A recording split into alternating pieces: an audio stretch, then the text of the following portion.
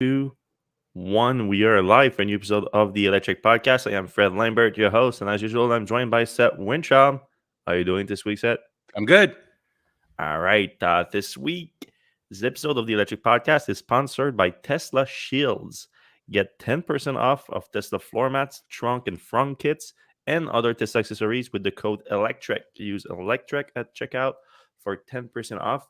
We're going to have a little bit more to say about them later on the show, uh, since Seth has been testing one of their products.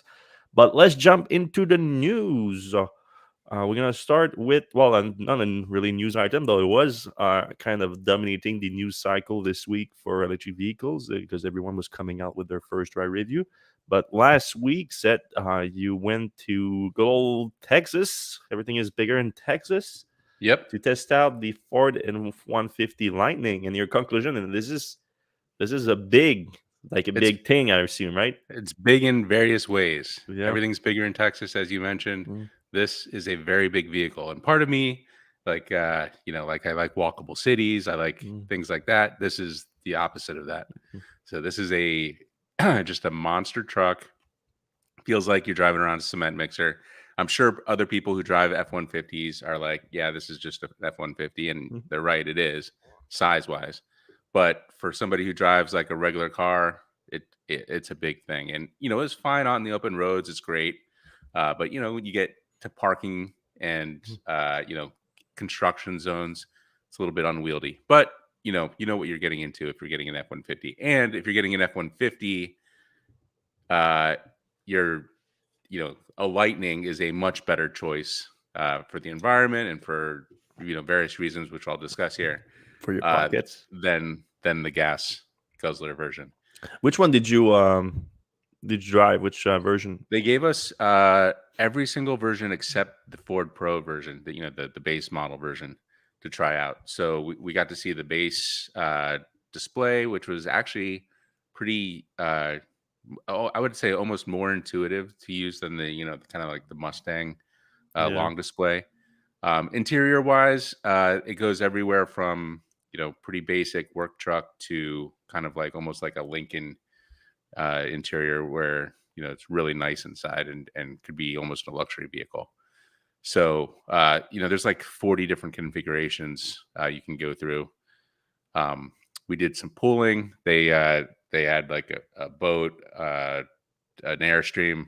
We had the Airstream. We drove it around for about 30 minutes. I should say we were with Miles, who's a video guy, does mostly 9 to 5 Mac stuff, but it was a lot of fun for both of us. I had never met Mhm. him in person, so that was really nice. Um, but yeah, we pulled the Airstream.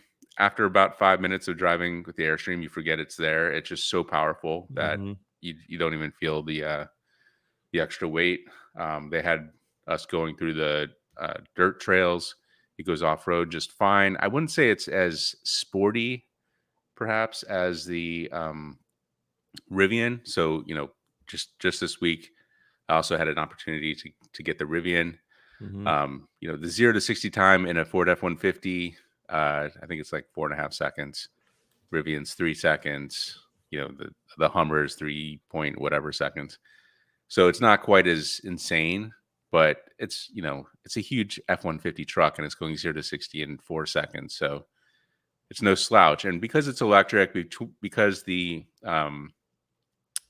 battery is low to the ground, you're getting kind of a sports car feel in a very big vehicle. It kind of feels like you've shrunk down like a Disney character, and you're half your size or like a child, and you're in this huge vehicle, and it accelerates and flies kind of like a sports car. So overall, it's like, yeah, if you're in the F-150 market, you'd be kind of crazy not to at least consider the F-150 Lightning. It's a great vehicle. The only downside is like, if you need to go 500 miles or if you need to tow something, 300 miles, then maybe you should probably get the diesel version or whatever. But this thing is, it's a lot of vehicle, and it's a really well put together setup. We're looking at the screen right now, the EPA ratings. I thought it was interesting that it gets the same EPA as the Rivian, which the Rivian's a smaller vehicle. F-150 is full size. Rivian, I don't know what they classify it as, but it's smaller. So it's curious that it gets the same rating. I think Rivian may have bigger tires, but Oh yeah. if you look at the cost, like on this page as well, you have the cost of a regular F-150 all-wheel drive. You spend $3,500 more than a typical car, whereas the F-150 Lightning you spend $7,200 less. So you're talking about close to $11,000 you're going to save in just fuel costs over a 5-year period. Fleet managers have to love that, especially if you're talking about the one that costs $40,000.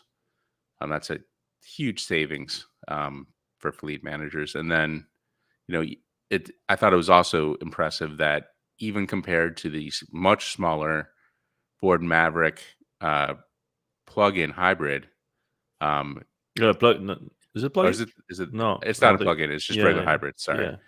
yeah. So regular hybrid, it's a much it's a much smaller vehicle.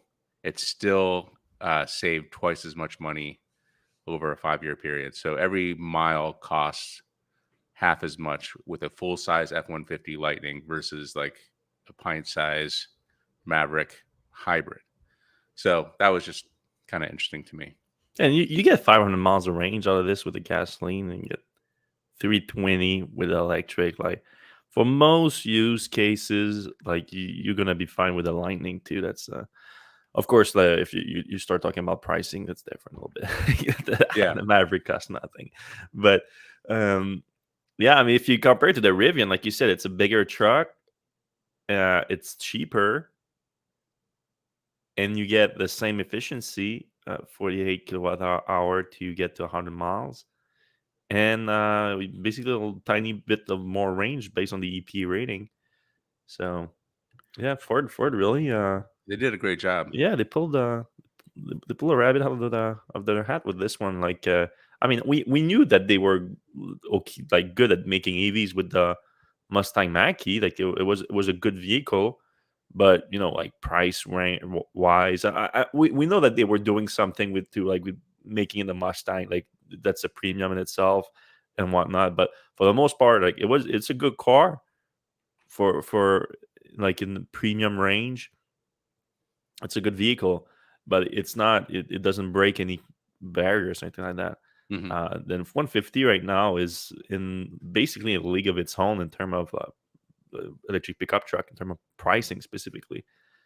You, and especially it's wild that they are also like delivering right now. They're starting, maybe not starting, but it's with the first deliveries they have the $40,000 version. Though that's strange that they didn't let you drive it though. I mean, we drove I think it was Lariat. I don't know. There's so many different Lariat with configurations. a standard range.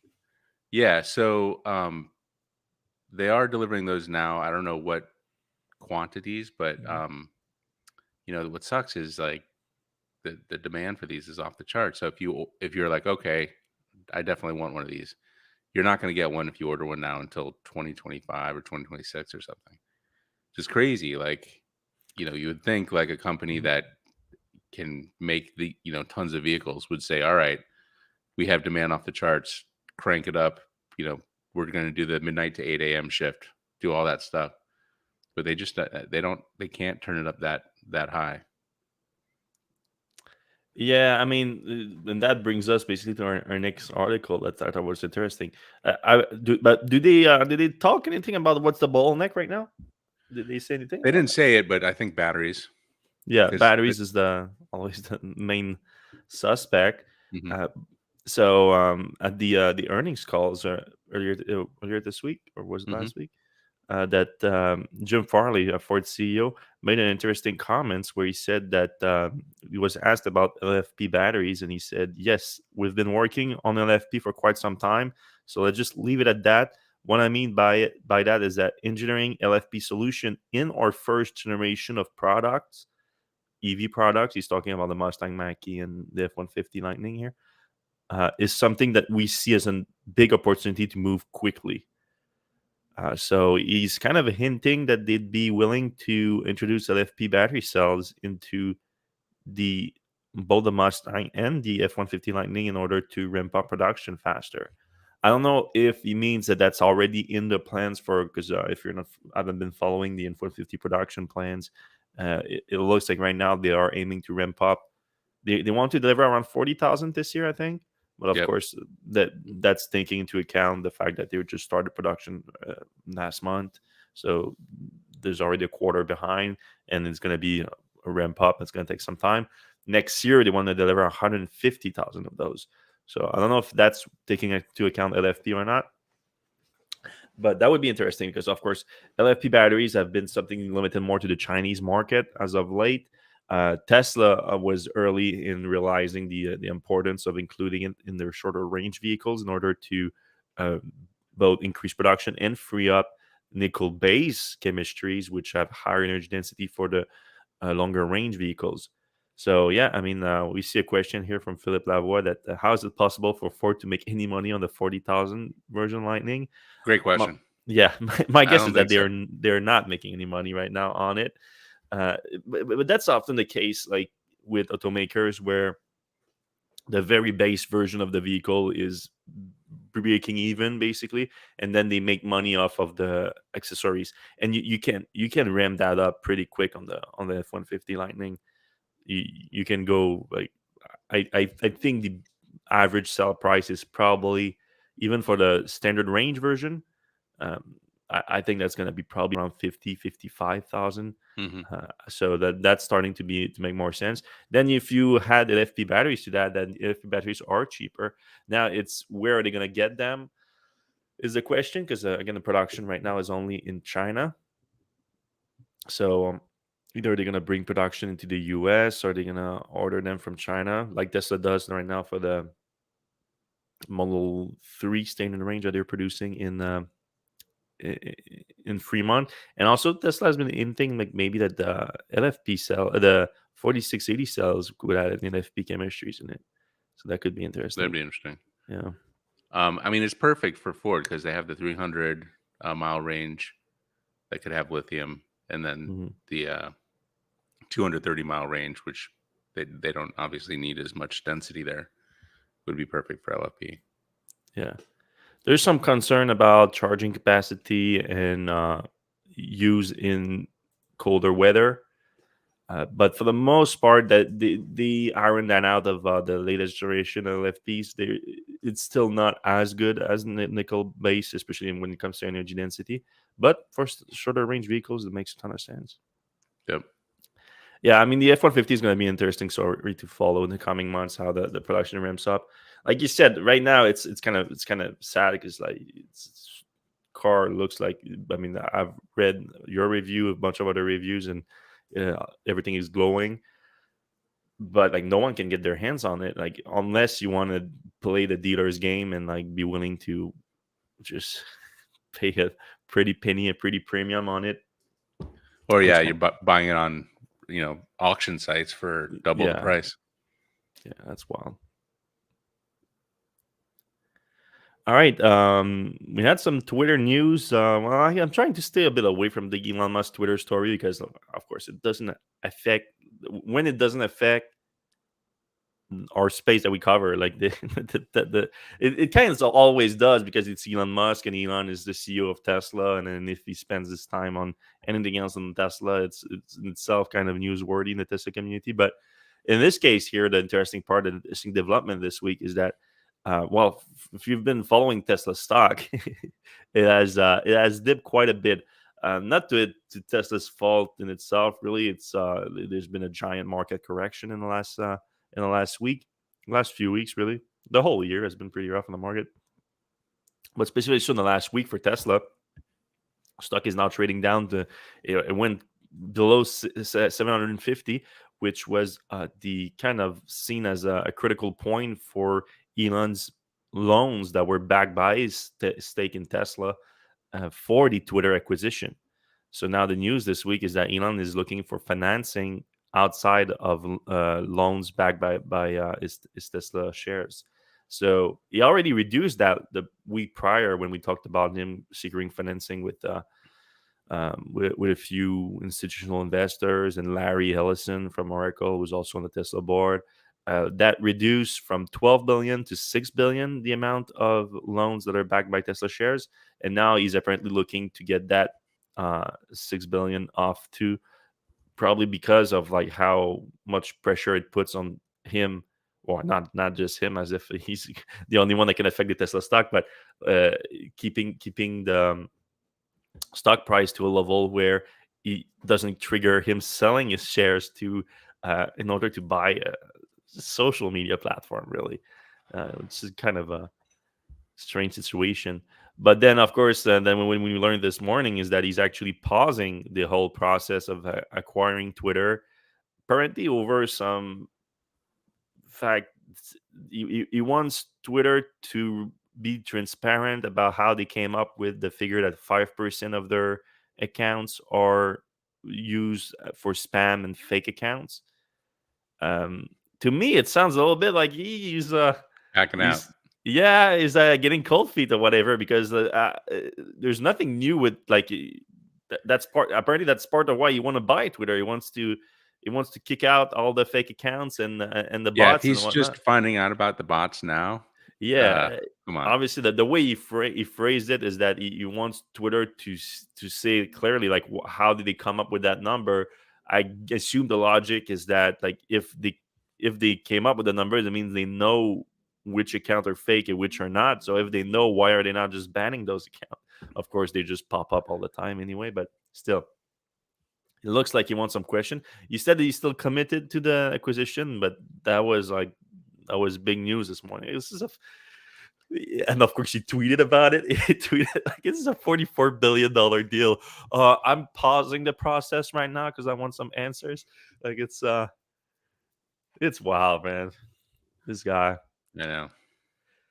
But that's where we at right now with that Twitter acquisition. On the Tesla front, this week, Elon went on the Future of Car conference with was it the Financial Times. He did a quick interview where JB Straubel was there for a little bit, and they basically just made sure to push hard their version of the inception of Tesla, that they are the co-founders, which I believe, by the way. I mean, it's not I'm not saying that they are pushing a false narrative or anything. It's just that lately, like for some reason, Elon has been going hard on that, like um, trying to discredit, well, not discredit, but like remind everyone his importance and JB's importance in creating Tesla, and not Mark Tarpenning and Martin Eberhard, who were the original co-founders of the company. Which I'm not a fan of that, because I mean I understand, like I believe Elon should definitely be a founder of the company, and JB too, for the importance of the company, but they won. Like they are the billionaires. They are they get most of the credits for Tesla, like by far. Like there's not any let me use the word casuals, they're followers of Tesla that are like, oh yeah, but Martin Eberhard was the real co-founders. Like there's some people that are attacking Elon on Twitter and things like that that are saying that, but the vast majority of like you go on the street in New York right now and you have someone like who's the founder of Tesla, they're gonna tell you Elon Musk. Right. Like so you won. Like just give that up, because even for their fault, and especially like I know that there was some mismanagement at Tesla that led to Eberhard being ousted, but they still, in my opinion, they still were extremely important to the electrification of transport, especially the communication. Both Tarpening and Eberhard, early on, they had a lot of speeches, and they were promoting like why electric vehicles are going to be battery electric vehicles specifically, because back then there was like people don't remember that hydrogen folks were like hydrogens and battery, like fuel cells and battery were like hand in hand on like which one's going to be the future of the transport industry. And I mean, there's still some folk holding on to that hydrogen idea, that but now they are they are kind of being left behind, if you will. And most people agree now that the battery electric was is the way to go. But I think Eberhard and Torpeding were very good on that, making sure that that happens, and that I mean, there's still a ton of money that was wasted on hydrogens during that time, but less so. Anyway, during after this little like recalling of what happened in the early days of Tesla, there was a more of a, like a regular interview. And I don't, did you watch the whole thing, Seth? Yep. Yeah. Did you get a feeling like Elon was being a little bit more like stern about that? Like every He time was he was asking a question about Tesla, it was like, "This is not the forum for any product announcement," and everything like that. For some reason, he got pissed at the interviewer at some Yeah. early point. And also, I thought it was weird. So, I don't know if I picked up late or whatever, but Mm. I thought it was weird, really weird that Twitter came up and they're like, "All right, JB, gotta go. Like, peace out, Yeah. JB." Well, And that's the JB had actually format. Yeah. gone to like the UK, like flown there, was in the Mm. offices, and they're like, like this is the future of automobiles conference. Bye, JB. We got to talk about Twitter now. I Like, couldn't find it, but I assumed that he had his own talk with the interviewer before or something like yeah, that. there was, and I saw a clip of that, and it was Like, about batteries, and it was pretty interesting. okay, I need to see that because I couldn't find it because yeah, I saw that too when you said let's talk about Twitter. Bye, JB. Thank you very much. Like I thought it was weird, too. But I would I thought he was assume that kidding the at first. I thought he was like being sarcastic. yeah. JB looked good though. I'm happy for it. Like I Yeah, thought you had yeah, a rough few years, and yeah, it's some personal yeah, you things. look good. And of course, Redwood Materials is going wild now. They are like hiring like crazy. They're growing super fast. Maybe there was because there's something there between Tesla and Redwoods to be done. Like there's some. I know that Tesla has its own recycling effort and everything. I'm gonna get to that. But anyway, so during the talk, there was a few interesting things that Elon mentioned about Tesla. One of them was about opening up the supercharger network. When he was asked about that, especially in the U.S., because of course it's already been uh, starting to be done in Europe. So it's a little trickier in the U.S. because we have a different connector than the rest of the industry. But we will be, and this is where the phrasing is important. We'll be adding the rest of the industry connector, the CCS1, as an option to superchargers in the US.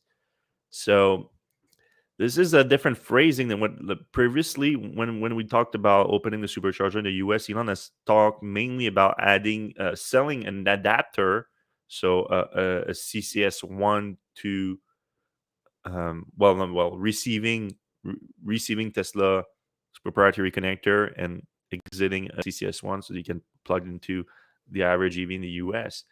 Um, then letting people through the Tesla app get an account, put your credit card in there, and then all you had to do is just plug into that adapter, buy that adapter, of course.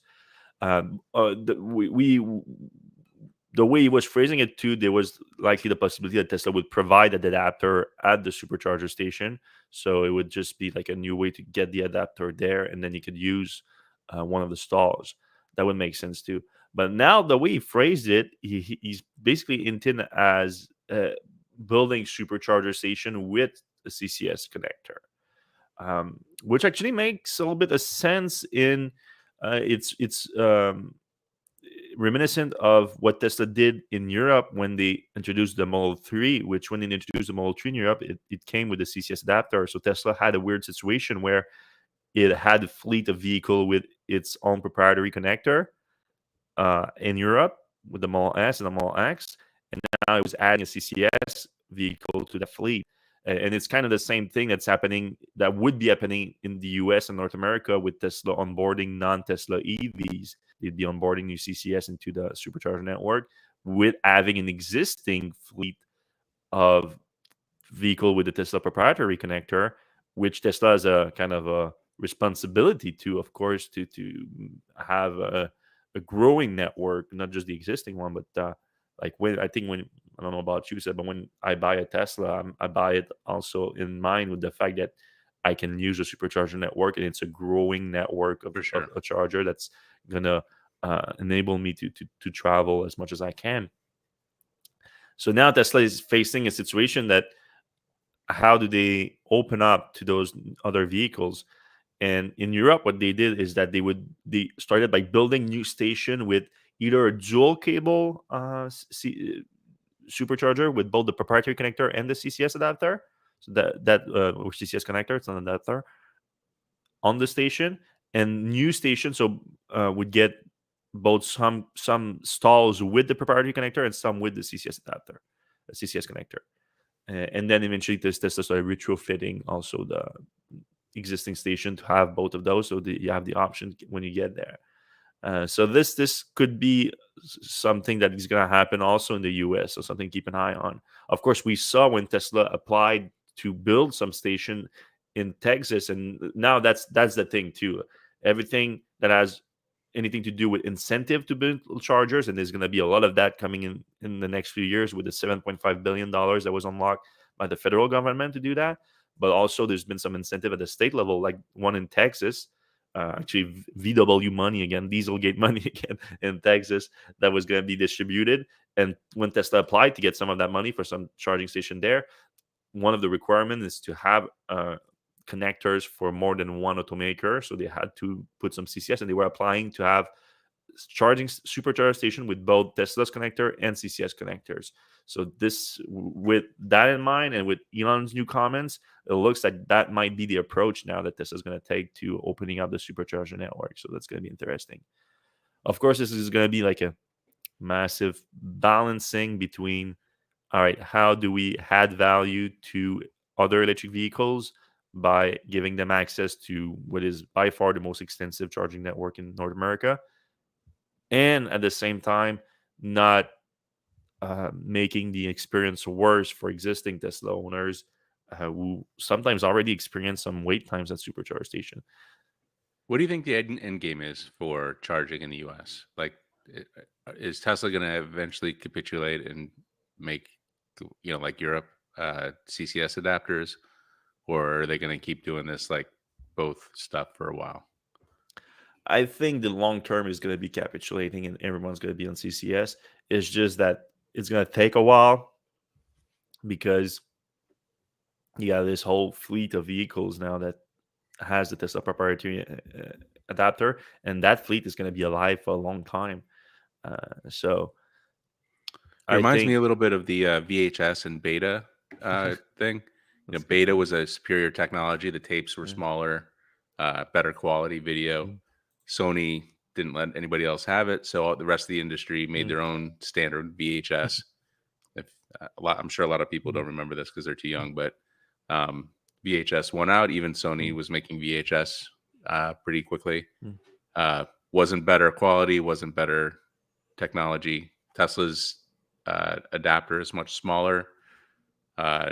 It's easier to maneuver, plug in, and whatever. But I think CCS is going to win out. Yeah, but then maybe there's the DVD of charging that is going to come out and then make both of them obsolete. Right. Who knows?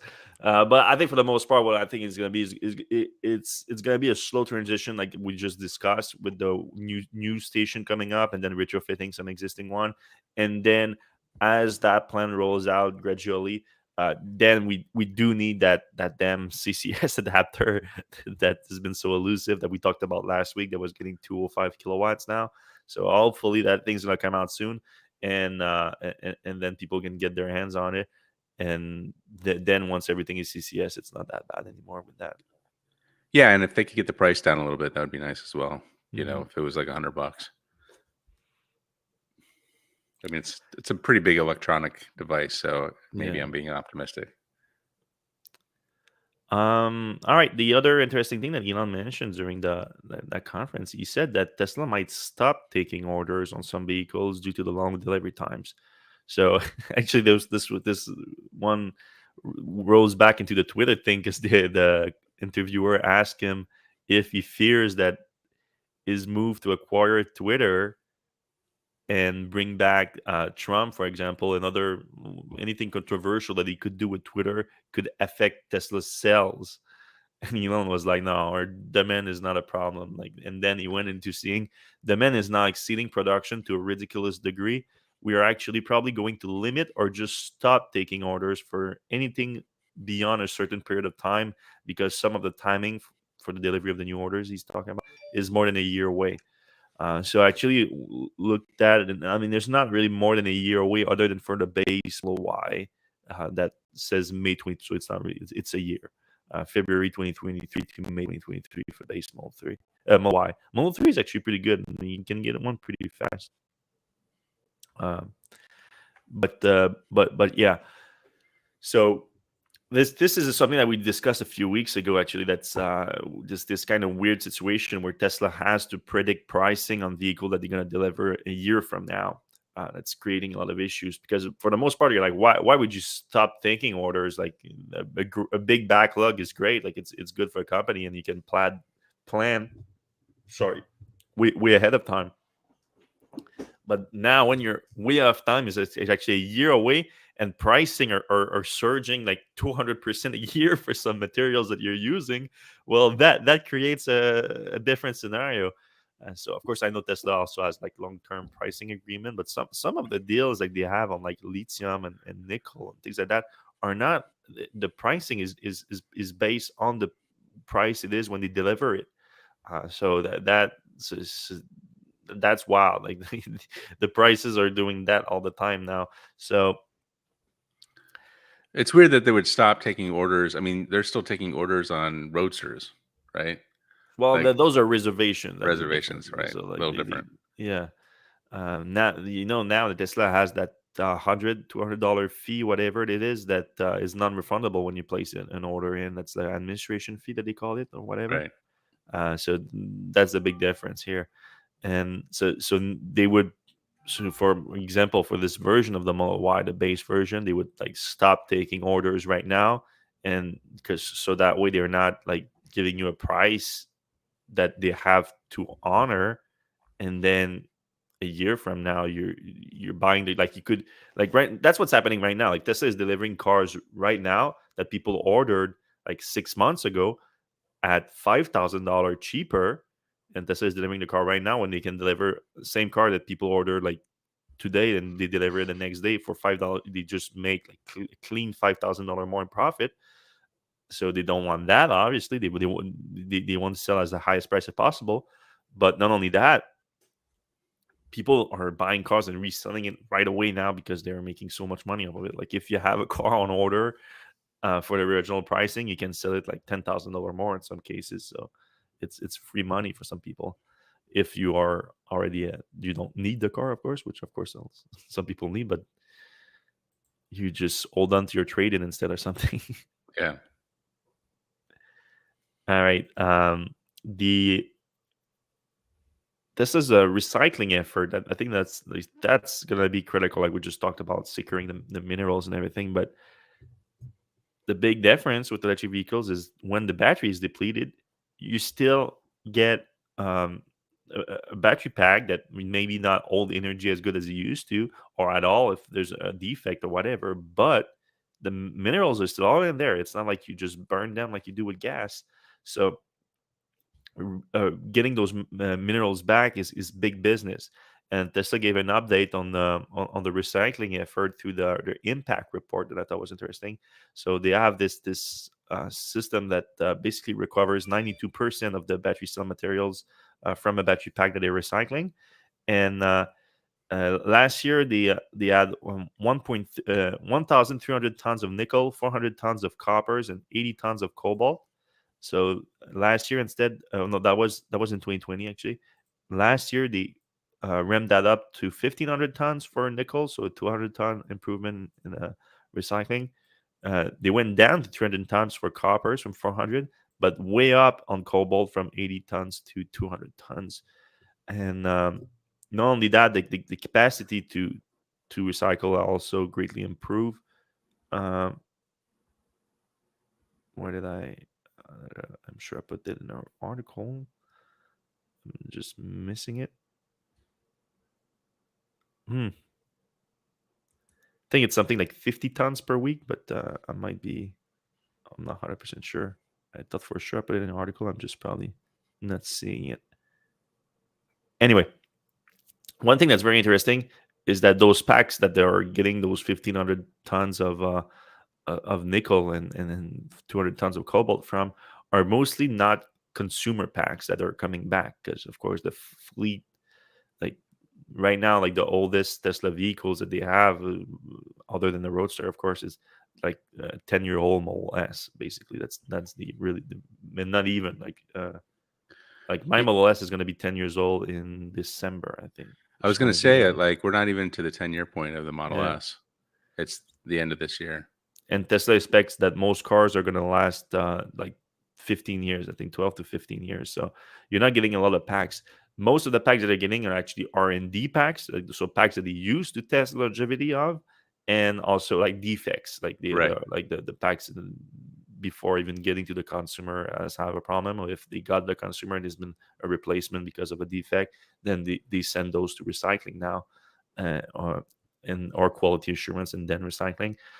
But they said they didn't know, that was interesting. They didn't know that most of the pack that they're getting that actually are consumer packs that are just end of life. So there are some that are end of life already, but most of them are from people that are they say predominantly from taxi like vehicles. So like Tesla, for example, like I bought my Model X from. Good. Yeah. Well, they did send a battery pack back to Tesla after 300,000 miles, and that was like 2 years into the vehicle, which was a Model X 2016, and by 2018 you have 300,000 miles on it. But it's a different use case, obviously. So some of those vehicles are coming back to Tesla. Did So you some of those battery packs, I should say. did you keep that thing or did you sell it? I sold it a few months ago. Okay. Like I wasn't going to LA anymore, so I didn't need a car there. Sold it for the same price I bought it, so it was like a free vehicle for however long I used it. Appreciating asset or Yeah, flat or asset. not depreciating at the very least.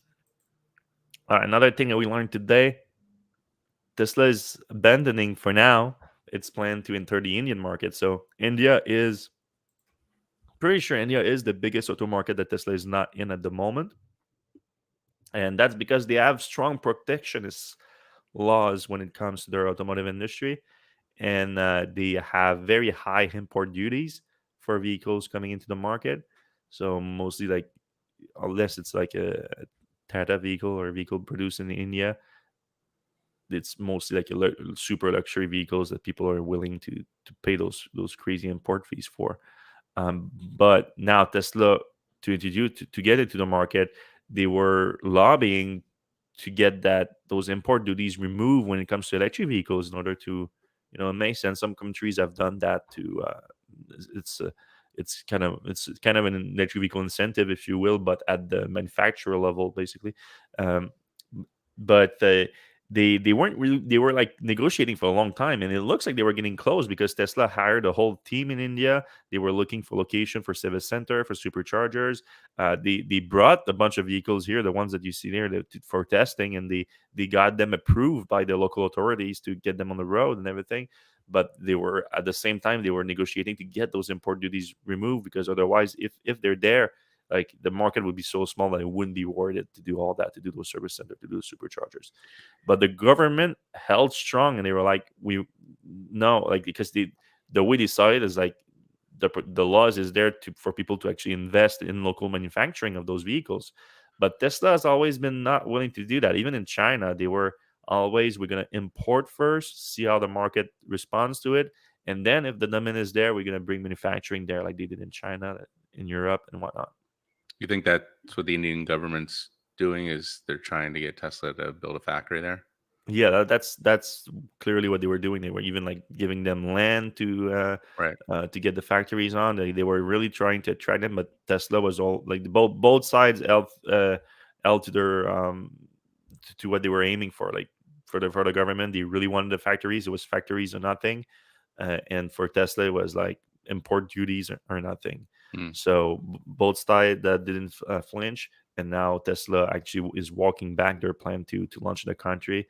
They even reassigned some of the employees that they have there to other markets, and they stopped looking at locations for superchargers and service centers. I don't know. I feel like this might not be the last we've heard from Tesla in India.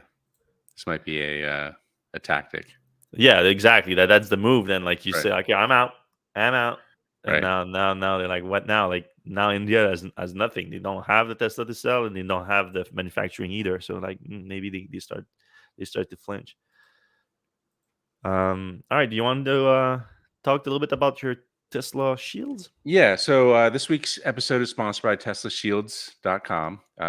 You get 10% off Tesla floor mats, trunk and front kits, and other Tesla accessories with code Electrek. Just a little background: I met Jason in Texas at the one of the events adjacent to the Gigafactory opening. Cool guy. He operates a kind of a one-man shop out of a garage in Miami. He specced out some really nice floor mats, and when I say really nice, like Tesla's mats aren't great. Like they're carpeted, they get dirty. If you get them dirty, they're kind of hard to clean. So I replaced all my mats in my Teslas, and I just picked up some good ones on Amazon, and I thought they were great. But he showed me his, and I'm like, oh, these are really flat. They water drops in, they don't leak out the sides. They're like cups. And so he's like, let me send you some. And he sent me them. They were way better than the ones I had in my Model Y. So I was like, all right, passes the Electrek test. So we're doing a little 10% off thing with them. If they're anything like the ones I got, and I'm sure they will be, you'll enjoy them. I don't know that they are going to have older Model 3 mats. You might have to settle for a trunk and a front kit there. No. It looks like they're out of stock. So I'll have to talk to Jason about that. But that's it. If you want really nice floor mats, head up Tesla Shields, get 10% off with the code Electrek. Perfect. Oh. I think I'm frozen. Yeah. Oh, I'm back. All right. We're gonna talk a bit about Rivian, that they had their earnings this week too. So we talked about the Tesla stock taking a hit this week. Rivian was no exception. Right there with them. Yeah. And but at the same time, they had their earnings report, which didn't help that much. But then, of course, the stock recovered more with the market recovering. I don't know. I haven't been following today. What's Rivian stock today look like? It's up, but I don't remember how much.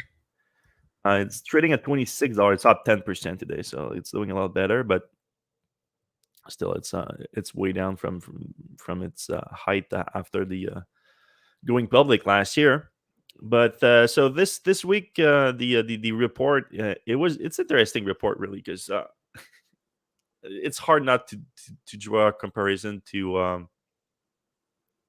Tesla, especially in its early days, and like the kind of the lessons that Tesla learned versus like what Rivian is learning right now. And one thing that I find particularly, so they lost $1.5 billion. That's the story here. That's not too surprising. It's actually a little bit less than they thought, the analysts thought they were going to lose. I mean, they are trying to ramp up production of a massive products. Then they all have a lot of capital expenditure and to make that happen. But what's more interesting is, if you look, to be sustainable, they need to sell those products, produce them, sells them, deliver them at a profit. And right now, they are losing. They made $95 million in revenue from delivering about 1,200 R1T that you pick up, and I guess some Amazon vans too. And that caused them to produce that caused them $597 million to produce 95 million in revenue. So that's obviously that's bad. But one of the interesting thing to consider is that they delivered 1,200, but they actually produced 2,500 during that same period of time. So that's where the 600 million is going into. It's not producing 1,200 that they deliver, but 25. And this is a problem that Tesla, as a direct-to-consumer automaker, one of the only one, has figured out really quickly, that you need to deliver the cars that you produce in a quarter, especially in those early days, because that's when, I mean, here the big difference between Tesla then and Rivian now is that Rivian is still sitting on $16 billion cash, which Tesla didn't have back in those stages of ramp up. So while it looks bad, like if you keep in mind like that, it looks bad because they can afford it. But imagine how different that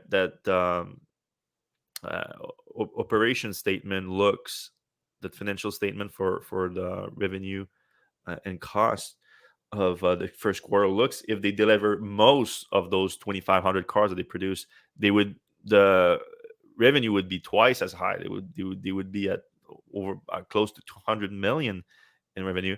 So the gross profit would be down from minus to be in the hole of 500 million to being the hole for like 400 million, which is a big difference. Yep. But and that scales fast. That's so if next quarter they produce 10,000 vehicles and only deliver 5,000 of them, it's gonna look worse. It's gonna Right. these financial statements are gonna look horrific.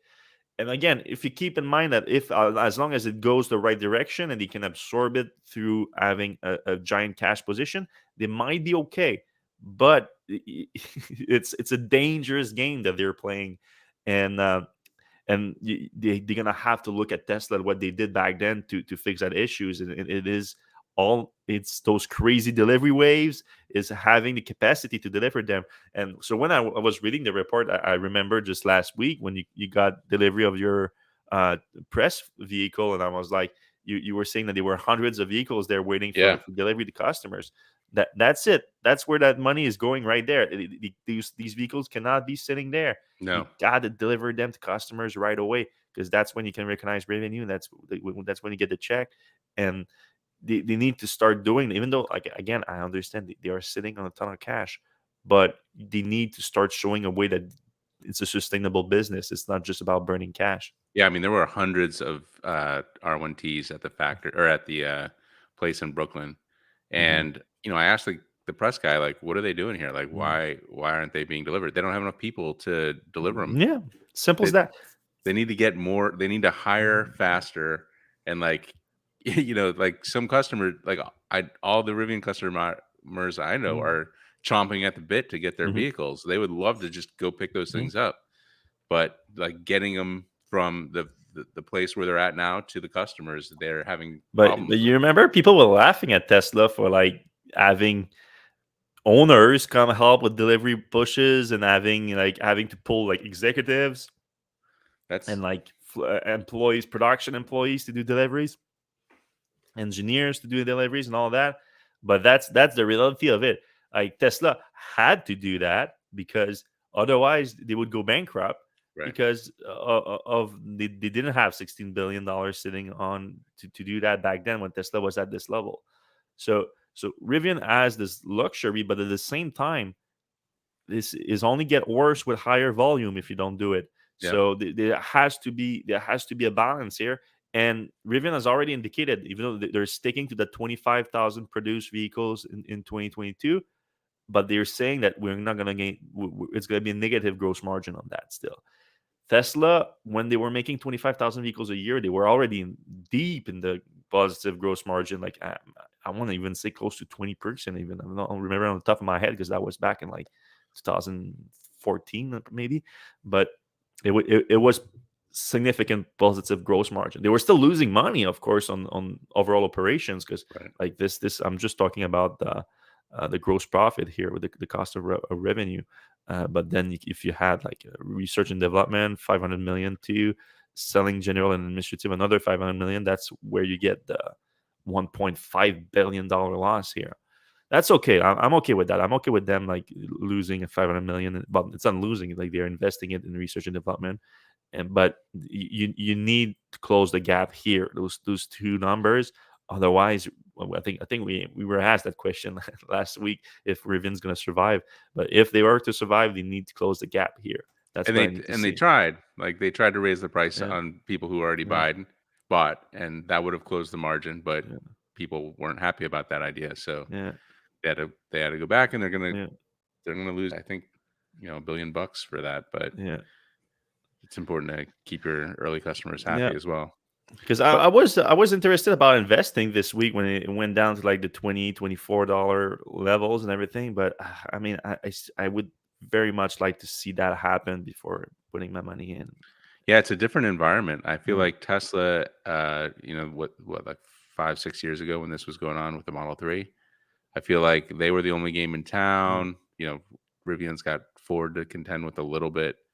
But you know, everything's there for Rivian to, if they execute really well, to have for it to success. Yeah. happen. Yeah. One other thing I saw in the earnings report, I don't know if Jamie had gotten to it, but on page 4, it says the scale of our impact is ultimately tied to our ability to deliver compelling unit economics. Beyond extensive continuous improvement activities across vehicles, we look forward to introducing our new lithium iron phosphate battery, updated electronics, and single motor drive unit known as Mm. Enduro. We plan to use both in the EDV, which is the Amazon truck for single motor application, and the R1 for dual motor application. So Rivian's also thinking about or Mm. doing lithium iron phosphate, and then they also talked a little bit about their dual motor instead of quad motor Hmm. platform. Yeah, but those are not coming until like is it next year, even the year after that? Is Yeah, the LFP is yeah, probably going to be the lower end yeah, battery, which makes sense. yeah. They grew their order book by 10,000 units. Yep. So that's like they still, and that's all with the new pricing. Or I think the when was the April pricing April fiasco? 17th, I think, was the new pricing. So Okay, okay, no, so that's mostly without the new pricing, but because 10,000 more during the last quarter. It looks good. Like like you said, they have everything in place to make it. They have to do a lot of little improvements on different fronts. Which of course the manufacturing front, like they cannot be having negative gross margin on those cars, like that's not sustainable. But even like in fronts of like the delivery system, like they need to deliver those vehicles to customers faster. yeah, they should have a customer coming the same day the truck is Yeah, dropping them off. yeah, yeah. People like Elon was like hammering that on calls for years and years, and people were Right. like, what, like like delivering the car to customer, that's the easy part, what are you talking about? But that's what we're talking about here. That's where your financials look like that when you don't do it. Yep.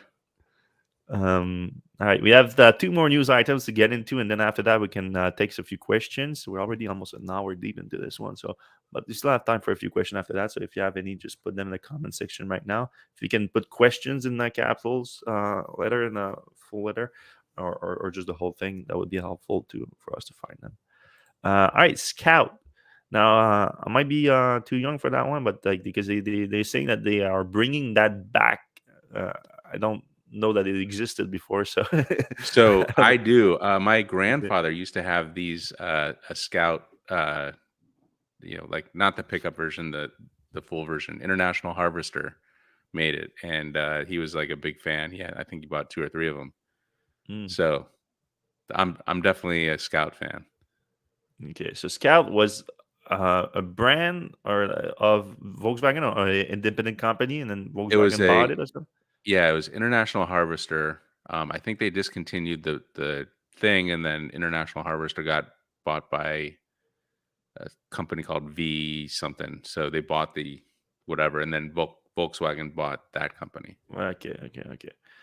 So yeah, I mean, there's they just made it official. They didn't put the tweet in. So, okay, but yeah, this week they made it official that they're bringing Scout back in the U.S. as a electric vehicle brand, and they released these pictures of these two profile of vehicles here, which we were just talking about Rivian, but oh boy, did they look they look a lot like. Look at this, the R1S and the R1T, they both look just like that. And Yeah, also they're saying that it's going to be a off-road electric vehicle brand, and of course Rivian is marketing itself as a adventure brand, which is not completely off-road but partly off-road.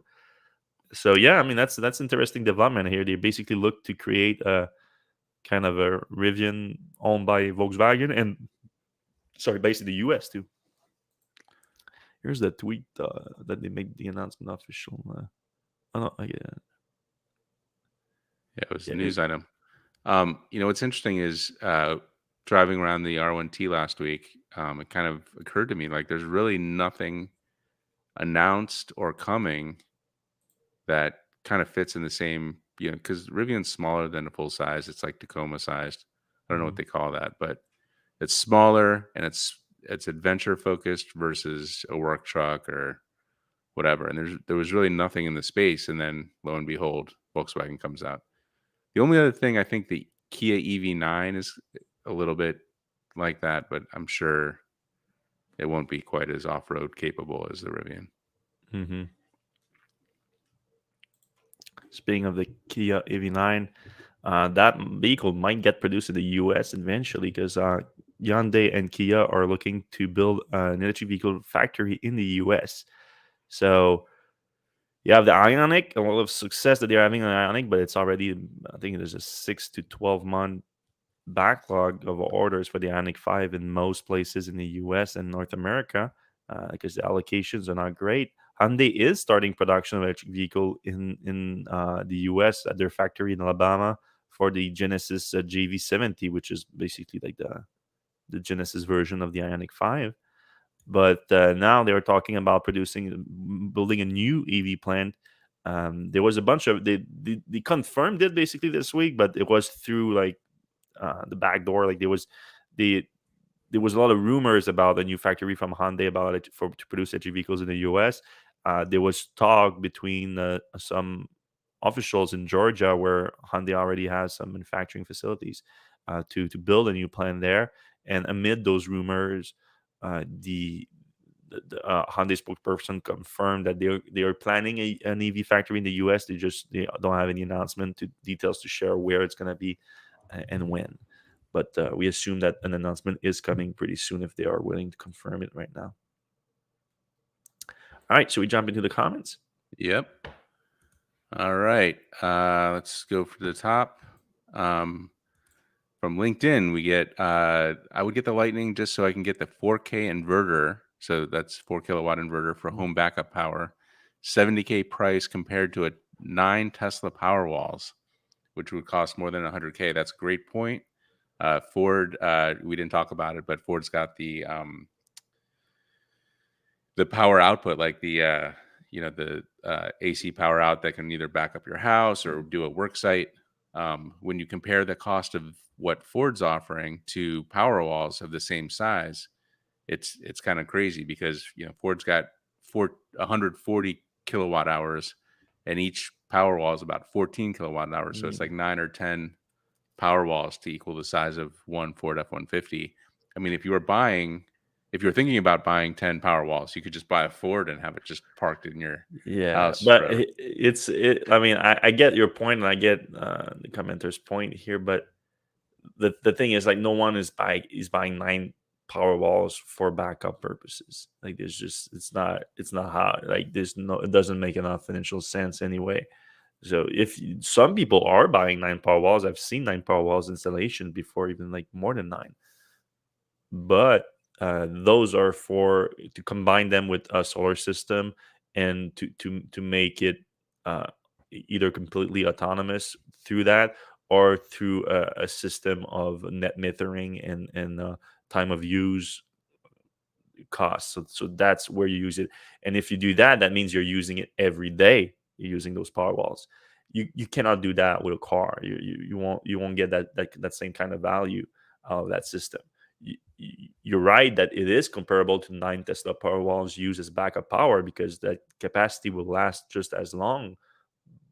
But that's for like a few, not even once. Like if you want to completely deplete your battery pack in your Ford F-150 or 9 Tesla power walls, you need an outage that lasts days unless you're like using electricity like crazy. But I don't know what kind of hassle you have, but it's different power uses, completely different use cases, different financial cases. It's different. I think you cannot make really that comparison, in my opinion. Right. And the point is basically like you do get a power wall plus, use of electricity Mm. if you're only using the power wall for backup. Mhm. Obviously, you're driving the truck around and your power at home goes out, you're not going to have a great time. Where I think it makes the most sense, the because we talked about it last week, the home integration system. It's going to cost at least $4,000, and I mean, I would be surprised if you get out of it for less than like $7,000 installed and everything. Um, you get that if you're getting a Ford F-150 Lightning because you want a Ford F-150 Lightning when you want a pickup truck. and you were gonna get like a generator at home. That would make more sense. Okay, instead of getting a generator at home, I'll get that, and then that works with my pickup truck, and also works in itself. That would make sense to me. Yep. All right. So we already talked Mm, about the yeah. question: How is it possible for Ford to make money on the 40K Lightning? We don't think they're making any money Mm, on that. Um, Jonathan Root says LFP is a feature much easier to maintain for the average mm, consumer. Simply charge to 100% every day. That's something that we don't talk about a lot, but mhm. LFP you can charge to 100%. That's nice. Tyler Donahoe says, comment, they should start up a consumer battery buyback program to recycle their batteries, lower cost by getting your batteries materials back. Yeah, I think that's gonna come at some point when it makes sense to sell it back right now. But like we just discussed, there's not a lot of volume right now to make it a viable program. Really quick onto Twitter. Jonathan Root says Elon's trying to cancel or renegotiate his Twitter acquisition, not because of bots, but because of the crashing markets. I think there Yeah, might be some truth to that. I mean, yeah, if Elon hadn't made the offer, Twitter would probably be in the 20s right now, yeah, and Elon's basically paying double. yeah, yeah. He's paying double, or no, or look at that. He sold $8 billion worth of Tesla stocks in order to buy Twitter, and he sold that. He sold it around like $1,000, like nine Yeah, hundred dollars, and now it's $700. he should just buy back Yeah, Tesla shares. he could just use that to buy back. Uh, Oh, Elon, oh boy. that guy Uh, just falls into money. yeah. All right, let's see. What last question I think we have here? Spikes 43 question: how do you see the F-150 versus Rivian in 3 years? Do you feel good about Rivian reservation? I'll go first on this one. I think it's good, but as we said, Rivian has to execute. I like Rivian for me personally, and why I'm keeping my reservation because the vehicle actually fits in my garage. I can park it pretty easily. I actually really enjoy the smaller size, but it's not microscopic. I mean, you still have a very large vehicle. It's just not F-150 large. So I think there's a differentiator there. Volkswagen's not coming to the market with the Scout until 2026. Rivian should be at full speed at that point. They should have a good, reputation. So I think they have the runway. As long as they execute, they're going to be in good shape. It's not the same as the F-150. I mean, does Ford make a Rivian size truck? I know they make like the Maverick, which is smaller, and Yeah, maybe Maverick is like smaller. a Ranger. I don't know if they make that in the US or whatever. I'm not Yeah, a I'm not pickup guy. familiar enough, to be honest, with the pickup truck market. I hope to be once it's get more electrified, but Yeah.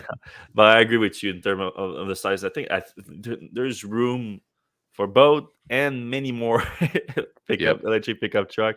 So I get where people are coming from right now. They're like, oh, either this one and this one, because like a lot of people are just they wouldn't buy anything other than electric vehicles right now, which I completely understand. So you're just looking to compare anything that you can get. I mean, my dad was never wanted or never talked his life, never mentioned the word pickup truck in his life, basically. And now he says that he wants to buy the Silverado electric pickup truck. Like he placed a reservation for that. I Really? mean, yeah, because but if you look at the market right now, like my parents want an electric car, but there's just not that. Like even if they if they could maybe get a Silverado before they can get Ionic 5 or a VW ID4 in Quebec right now. They're so Oh wow. popular. So it's a race to try to reserve everything right now, which is and it's exciting because it shows there's a clear shift in mentality for new car buyers to go electric, but it's gonna be a very tough market for the next few years. Yep. All right. Well, thanks everyone for listening to the show this week. We appreciate it. If you do enjoy the show, please give us a thumbs up. It's good for the algorithm. It's free to do. It takes a second and it helps the show a lot more than you can think. Same goes for reviews on your podcast app. If you can give us a 5-star reviews, it helps a lot at that too. And we're going to see you same place, same time.